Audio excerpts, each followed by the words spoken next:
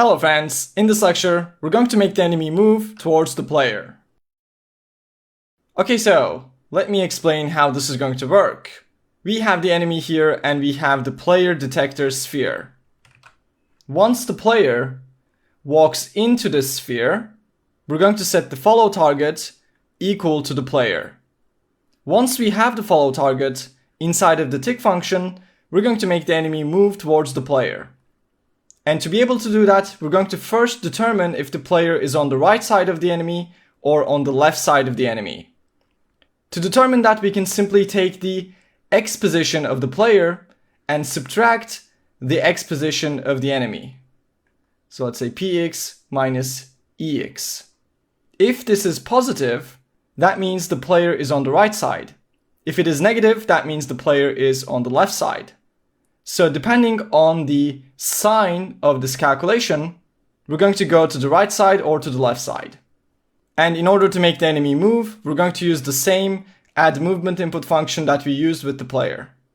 Finally, once the player gets outside of the sphere, we're going to set the follow target equal to null so that the enemy stops following. That's how this is going to work. Let's go ahead and start working on this. So first of all, we need to assign the follow target inside of detector overlap begin and detector overlap end. Inside of overlap begin, we have the other actor argument. This is the actor we're overlapping with.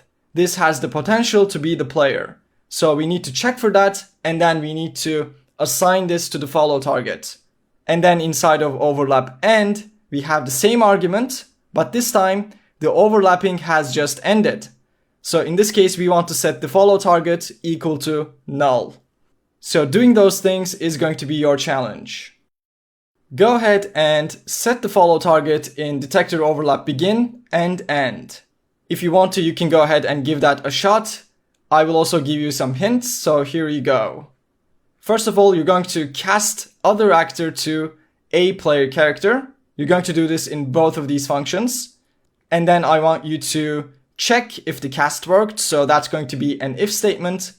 And then finally, we're going to assign the other actor, the casted version of it, to follow target in begin.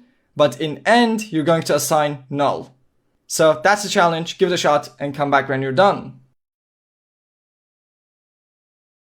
Okay, first of all, we're going to do the cast. This should work because we're including the player character.h here in the header.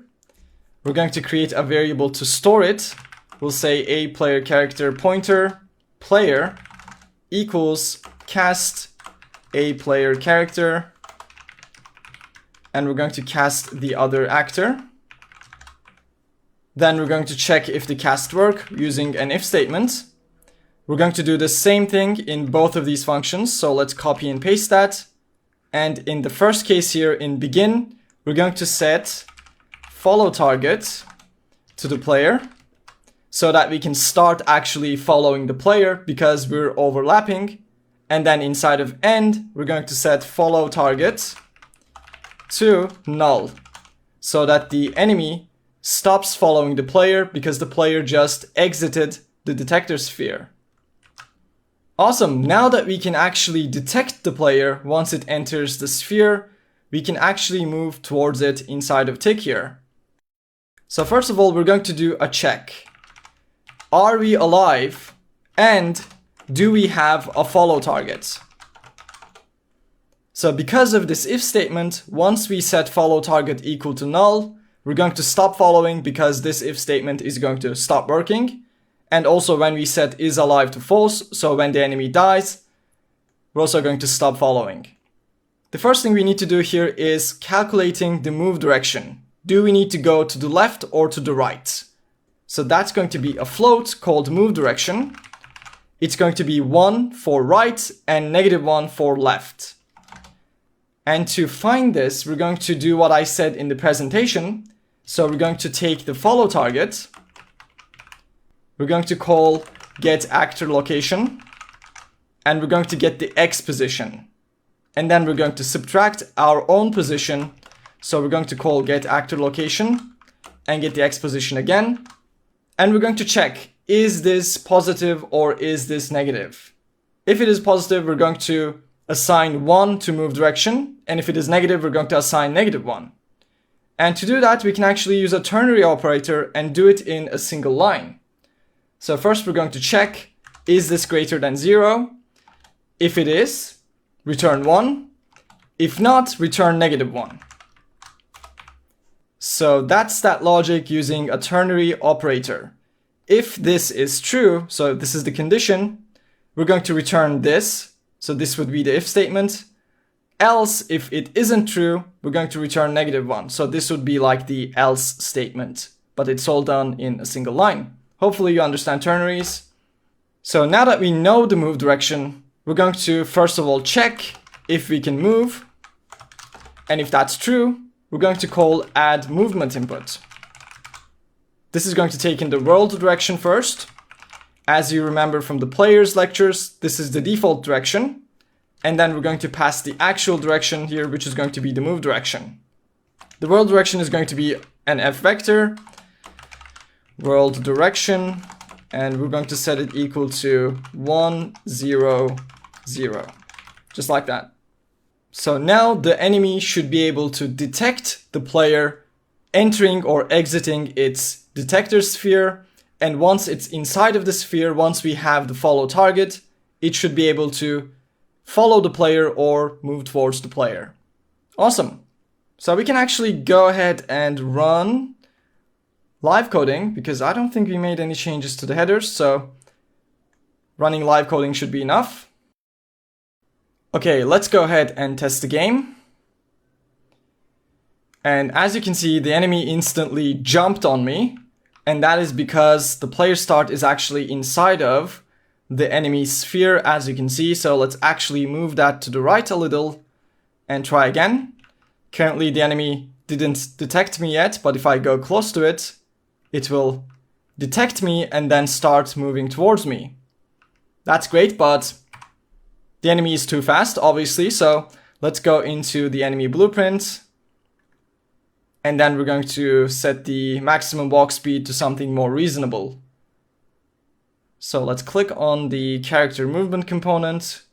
Let's go into the maximum walk speed. And I'm going to set this to be 100. We don't want the enemy to be faster than the player, at least this enemy. Now the enemy should be much slower. And it should be following the player at a more reasonable pace. Awesome. So that is the enemy following the player. Of course, the next step here is going to be stopping the enemy so that it doesn't completely overlap the player, and also facing the player once the player is on the left side. We're going to do those things in the upcoming lectures, but this is going to be it for this lecture, so let's do a short recap. Okay, so inside of the code, we first detected the player by casting the other actor to a player.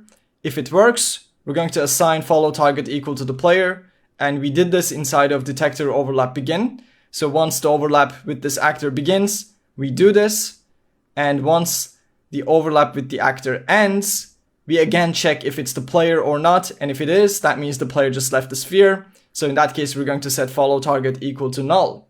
So now this should be detecting the player entering and exiting the sphere correctly.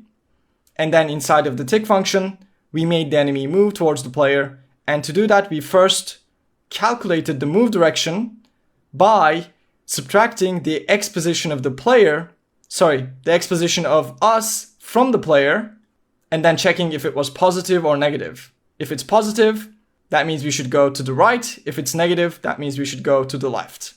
Once we know the move direction, we can go ahead and call add movement input and make the enemy move in that direction.